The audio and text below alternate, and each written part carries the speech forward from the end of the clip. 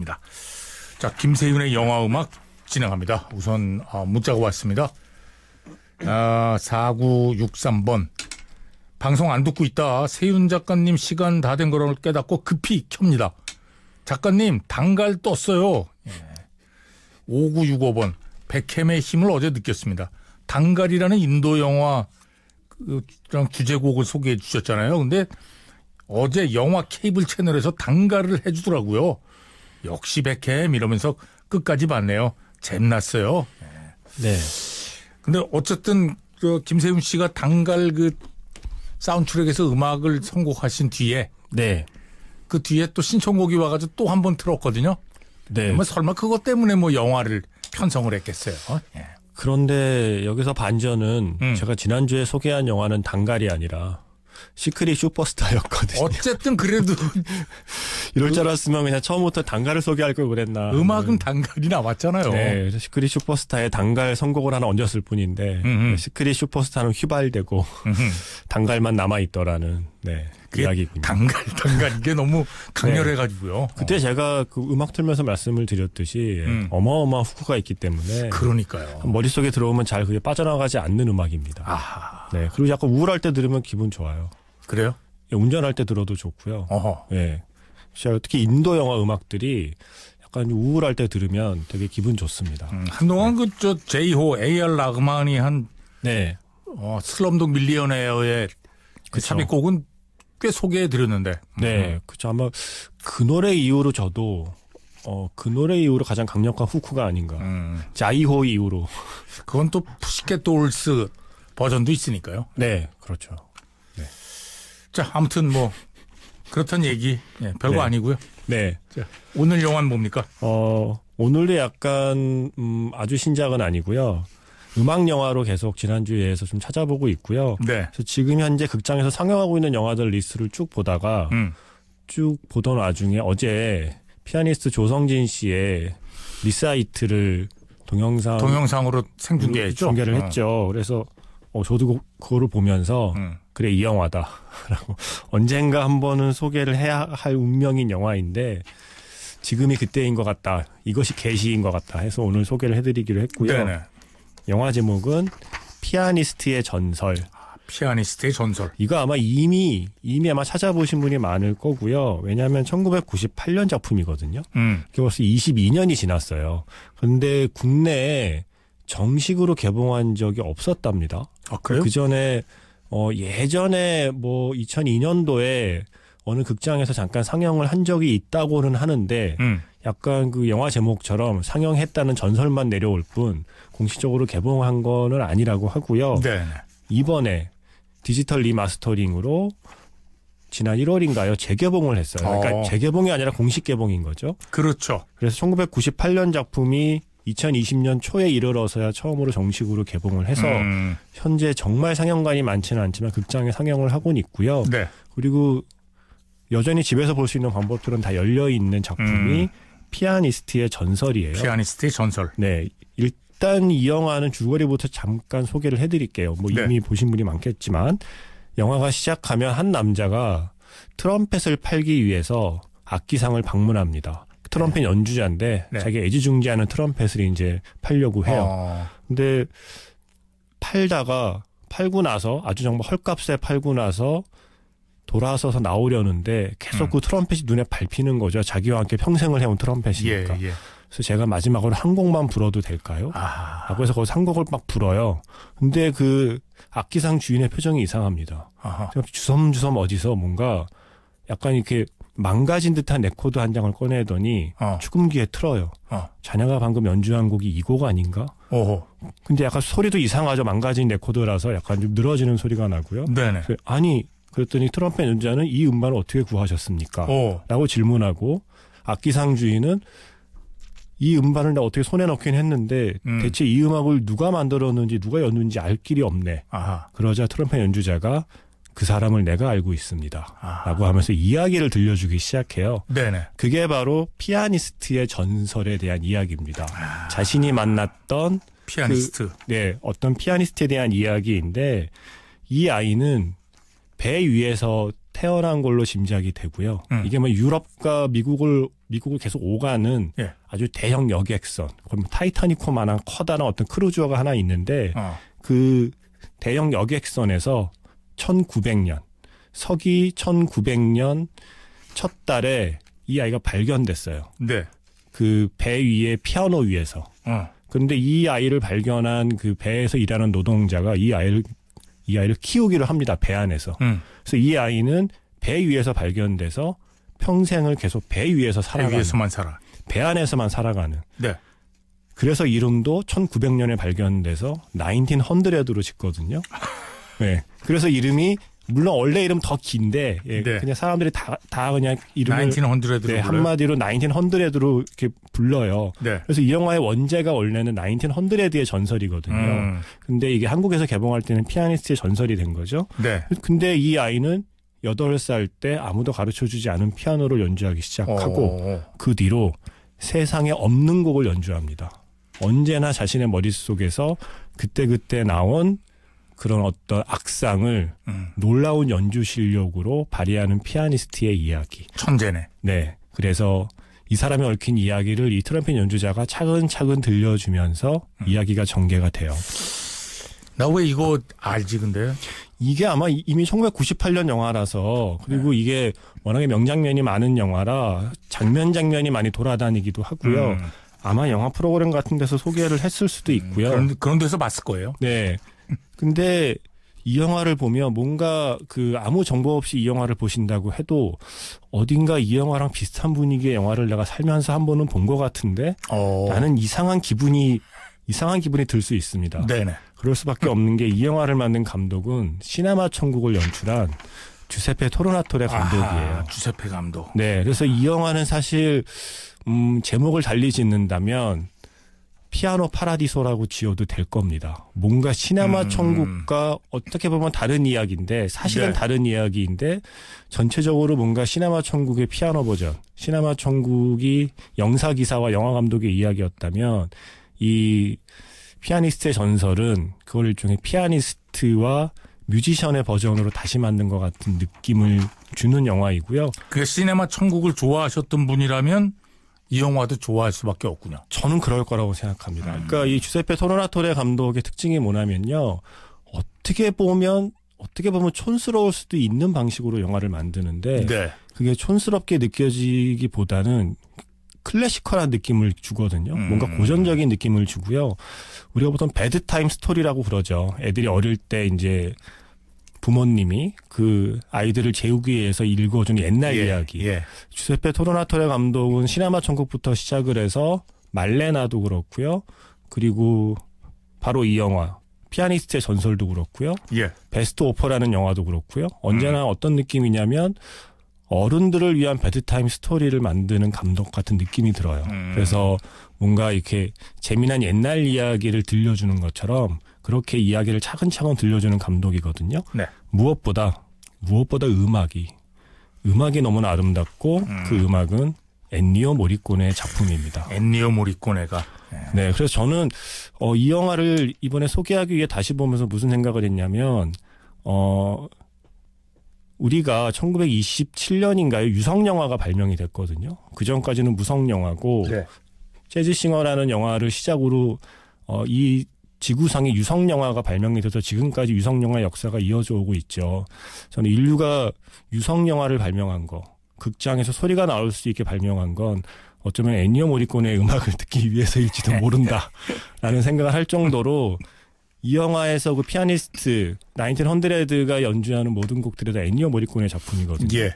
이게 얼마나 부담되는 작업이겠어요. 그렇죠. 그러니까 왜냐하면 천재가 연주하는 음악이어야 되고 천재가 즉석으로 떠올린 악상을 연주하는데 그게 모든 사람의 감탄시키고 모든 사람의 감동하게 만드는 음악을 관객이 납득하게 만들어야 되는 책임이 그러네요. 영화 음악가에게 있잖아요. 어렵네. 근데 이 영화의 매 순간순간 나오는 연주곡, 그 아름다운 연주곡들을 듣고 있으면 이건 엔니오 모리코네가 없었으면 애초에 만들 수 없는 영화일지도 모르겠다라는 생각을 하게 되는 작품입니다. 많은 작품에서 뭐 엔니오 모리코네의 음악이 네. 진짜 큰 역할을 했잖아요. 엔니오 모리코네는 그리고 일단 너무 많은 작업을 해서 지금까지 공식적으로 500편이 넘거든요. 600편 가까이 작업을 했어요. 네. 본인이 작업한 걸 다 기억할지는 모르겠지만, 근데 보통 우리가 엔니오 모리콘의 음악들을 이렇게 순위를 매기거든요. 그러니까 내 인생의 엔니오 모리콘의 음악, 뭐 원스 어폰 어 타임 인 아메리카도 뭐 있을 것이고. 미션도 있을 것이고요. 시네마 천국도 있을 것이고. 근데 피아니스트의 전설을 보고 나면 그 리스트 꽤 상위권으로 이 영화의 음악이 치고 올라갈 거라고 저는 확신합니다. 그래서 특히 엔니오 모리콘의 음악과 시네마 천국 영화의 분위기를 좋아하는 분이라면 저는 이 영화를 아마도 사랑하지 않을까라는 생각을 합니다.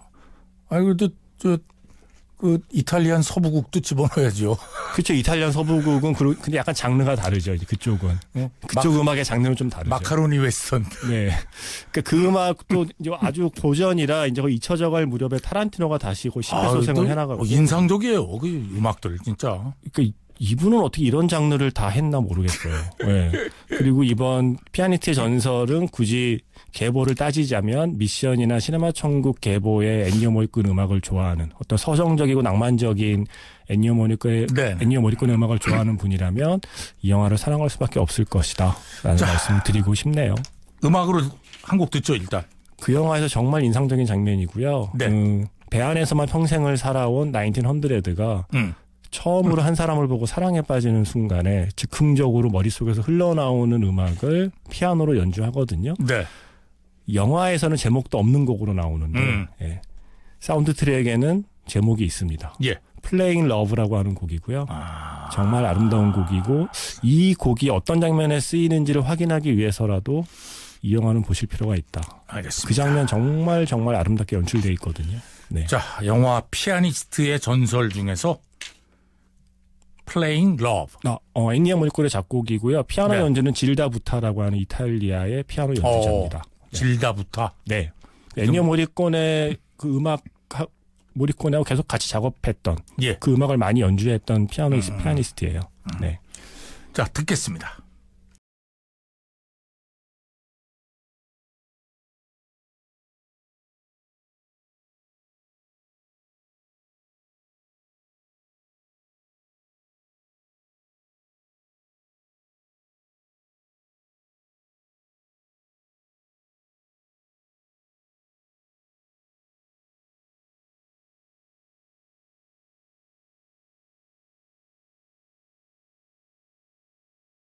네, 멋진 연주인데요. Playing Love 들었습니다. 네, 이게 이제 처음에 아까 말씀드린 그 트럼펫 연주자가 마지막으로 한 곡만 연주해도 될까요? 라고 영화 오프닝에서 연주한 선율이 바로 이 선율이기도 해요. 네네. 그래서 이 음악은 어떻게 탄생하게 되었는가에 대한 스토리도 이 영화에 담겨 있고요. 근데 저는 이 영화의 그 평점을 찾아보고 깜짝 놀랐어요. 왜요? 제가 가끔 그 참고하는 외국의 평점 사이트죠. 로튼토마토닷컴에 들어가 봤더니 이게 44%밖에 안 돼요. 아, 그래요? 이게 100% 만점에 44%밖에 안 된다는 사실에 충격을 받고 지금 현재 포털 사이트의 관람객 평점을 봤습니다. 네. 9.2가 넘습니다. 그래서 과연 이 간극은 무엇인가? 이게 과연 평론가의 눈에 들지 못한 것과 관객의 마음에 든 것의 차이는 무엇인가.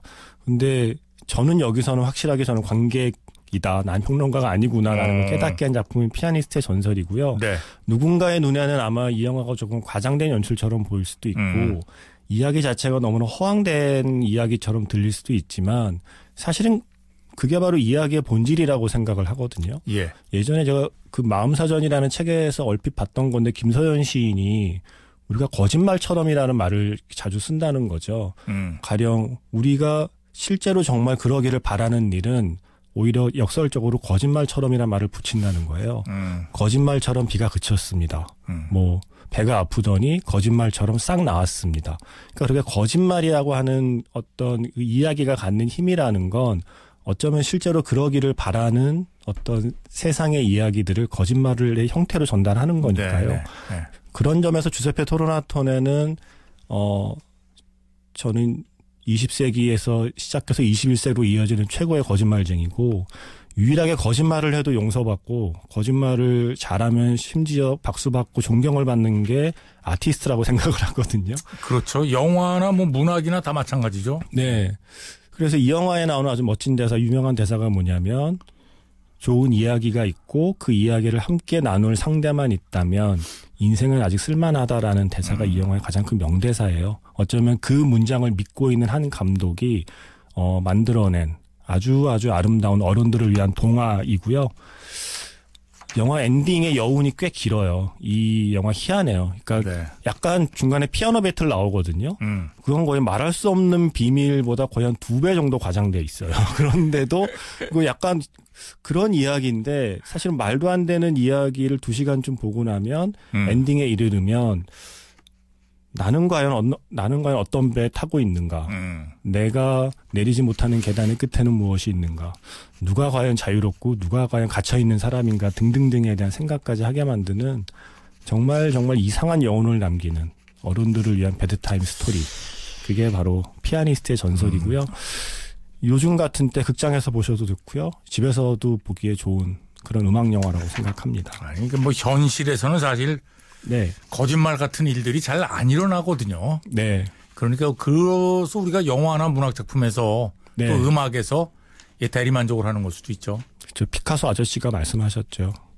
예술은 진실을 깨닫게 하는 거짓말이라고. 네. 아니, 그러니까 이게 그런 거 어떻게 외우고 다녀요? 우리는 이런 거 진짜 못 외우는데. 저 외우는 거보다 화가도 그림만 잘 그리면 안 되는구나. 뭔가 멋있는 말을 하나씩 이렇게 남겨놔야 이렇게 두고두고 이렇게 언급이 되는구나. 제가 이게 문제예요. 가끔 이렇게 방송하다가 네. 이런 명언들을 막 좀 날려주고 그래야 되는데 저는 이런 게 잘 안 돼요. 이런 거 이제 주로 잘 쓰는 사람이 오스카 와일드나 피카소 이런 사람들이 있어 보이잖아요. 명언의 대가예요. 오스카 와일드 있잖아요. 이런 시궁창 속에서도 우리 중 누군가는 별을 바라본다. 이런 말 한마디 남겨놓으면 이게 뭔가 그 사람이 실제 어떤 소설을 썼건 어떤 그림을 그렸건 실제보다 더 좀 멋있어 보이는 효과가 있는 것 같습니다. 이거 어떻게 외워야 되나 이거 집에서. 이게 너무 가시적이잖아요. 이걸 네. 방송에 써먹으려고 막 외운다는 것도 너무 웃기고. 그렇죠. 근데 피아니스트의 전설 같은 영화는 보고 나면 자연스럽게 좀 마음에 담아두고 싶고 할 수만 있다면 그 스크린이나 집에서 모니터로 영화를 본다면 모니터 위에다 이렇게 밑줄을 긋고 싶어지는 마치 그런 식의 대사들이 많아요. 그래서 네. 좀 두고두고 그러니까 이게 처음 볼 때는 그냥 동화 같은 이야기인데 끝나고 나서 그리고 하룻밤 자고 나면 그리고 한 일주일쯤 뒤에 우연히 이 영화의 음악 한 곡을 다시 들으면 이상하게 그 영화가 처음부터 다시 머릿속에 플레이되는 가끔 그런 영화가 있습니다. 그래서 지금 집에서 볼 음악 영화를 혹시 찾으신다면 그리고 많지는 않지만 극장에서도 볼 수 있으니까요. 네. 그런 분들께는 이 영화 피아니스트의 전설을 추천합니다. 자, 음악 들으면서 마치죠. 이 영화에 제 기억력이 좀 부족한가 봐요. 아까 기억을 잘한다고 그러셨는데 네. 저는 이 영화 엔딩에 이 곡이 나왔다고 생각을 하고 있었거든요. 오늘 다시 봤는데 엔딩에는 이 곡이 안 나와요. 사운드 트랙에만 실려 있더라고요. 그래요? 제가 영화를 잘 못 봤는지 모르겠지만 로저 워터스의 로스트 보이즈 콜링. 그러니까 아까 들려드린 바로 그 테마곡이 바로 그 테마곡의 가사를 붙인 게 이 로스트 보이즈 콜링이라는 곡이거든요. 네네. 이 곡도 참 좋습니다. 이 곡은 피아노로 연주하든 로저 워터스의 노래로 듣든 언제 들어도 좋은 곡입니다. 네. 로저 워터스는 핑크 플로이드의 네. 베이시스트였죠. 작곡자. 네, 그렇죠. 제가 나중에 그 데이빗 길모어랑 싸우고 그 밴드 해체할 때 되게 슬퍼했는데. 자, 로저 워터스의 로스트 보이스 콜링 이 음악 들으면서 김세윤 씨와 작별합니다. 고맙습니다. 네, 고맙습니다.